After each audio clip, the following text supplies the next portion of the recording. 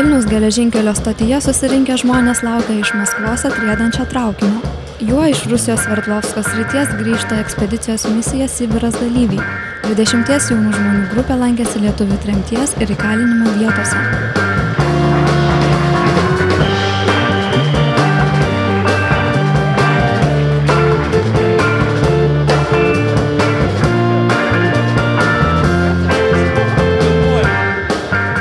Mano vienas iš tikslų buvo suprasti, kodėl dabartiniai visuomeniai tie tokie netolimi įvykiai istoriniai kartais užmirštami arba norima juos užmiršti, ir aš norėjau pamatyti visą tai iš arčiau, suprasti, kodėl negalima užmiršti to, kas įvyko. Stiprų įspūdį padarė du dalykai. Tai susitikimas su gyvais tremtiniais, kurie prieš visą miestelį didžiavosi prieš praeinančius žmonės, kai mes buvom susitikę grupelėje, kad štai mūsų žemiečiai atvažiavo, pasižiūrėkit, mūsų žemiečiai, mūsų neužmiršo, mūsų žemiečiai.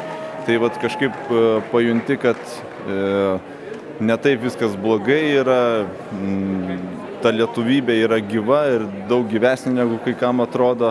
O kitas dalykas, didžiulį įspūdį padarė, mes Maskvoje aplankėme kapines, kuriuose yra palaidotas generolas, prezidentas Jonas Žemaitis Vytautas.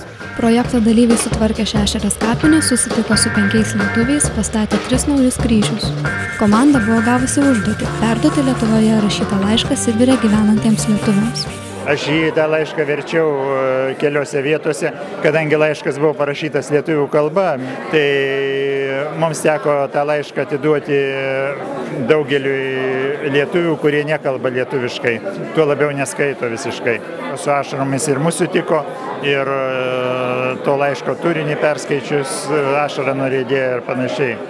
Tai aišku, jiems prisiminimas apie Lietuvą, kurios jos praktiškai nelabai ir prisimena. 8. ekspedicija neišvengė ekstremalių situacijų. Reikėjo ištverti šaltas pirmasias naktis, uodų antplūdžius, 30 laipsnių karštį. O vietovėje, kuri vadinama 59 kvartalu, dalyviai keletą parų keliavo laukinę taigą be gėlo vandens.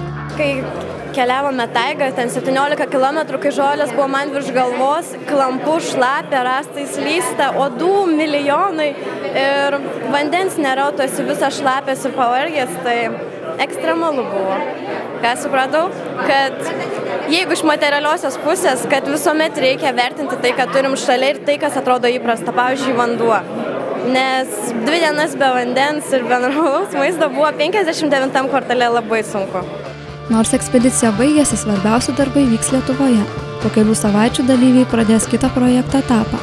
Keliaudami po mokyklas, universitetus, nevyriausybinės organizacijas, jie savo bendraamžius supažindins su kita patirtimi. Taip stengiamasi formuoti teigiamą patriotiško jaunimo įvaizdį visuomenėje.